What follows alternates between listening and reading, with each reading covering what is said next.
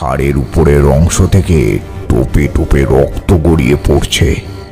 তার দাঁতগুলো করাতের মতো কিরমির করছে। সেই দাঁতের ফাঁক দিয়ে বেরিয়ে আসছে কর্কশ কণ্ঠস্বর। বারবার বলেছিলাম এখানে না আসতে, তবুও এলি। এবার এবার কোথায় পালাবি? আমি তোকে শেষ করে ফেলবো। কিছুতেই এখান থেকে জীবিত ফিরে যেতে পারবি না তুই। তোর মতো কত শততান্ত্রিক এখানে এখানে এসেছে।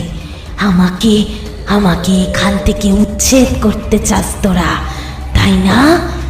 কিন্তু ওই মৃণালিনীর মৃত্যু দেখে তবেই আমি যাব।